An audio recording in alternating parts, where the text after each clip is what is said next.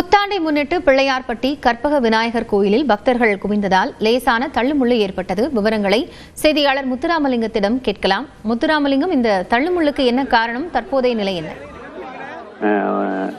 காயத்ரி, சிவகங்கை மாவட்டம் திருப்பத்தூர் அருகே பிள்ளையார்பட்டியில் உலக பிரசித்தி பெற்ற கற்பக விநாயகர் கோயில் உள்ளது. இந்த கோயில் இன்று 2026ஆம் ஆண்டில் ஆங்கில புத்தாண்டை முன்னிட்டு மூலவர் கற்பக விநாயகர் தங்க கவசத்தில் இருந்தார்.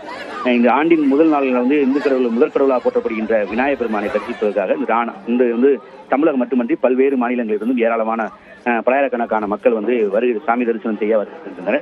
இந்த பிள்ளையார்பட்டியில பொது தரிசனம் மற்றும் விஐபி தரிசனம், அதாவது 2 தரிசனம் இருந்தாலும் 2 தரிசனமே இலவச தரிசனம் தான்.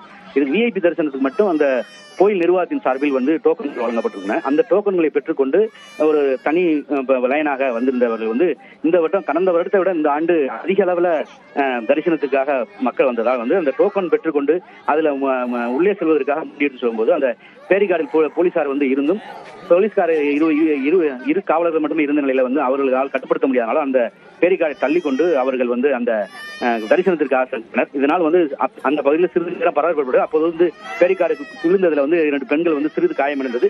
இருந்தாலும் அதை மீறி அப்புறம் போலீசார் கட்டுப்படுத்தி மீண்டும் சரியான முறையில் வரிசைப்படுத்தி அவர்களை தரிசனத்துக்கு அனுப்பியிருக்கின்றனர். தற்பொழுது எந்த வருடம் இல்லாமல் இந்த வருடம் பிள்ளையார்பட்டி கற்பக விநாயகர் கோயில் தரிசனத்திற்கு அதிக அளவில் பக்தர்கள் வந்துள்ளார்கள் என்பதே உண்மை. காயத்ரி, நன்றி முத்துராமலிங்கம் விவரங்களுக்காக.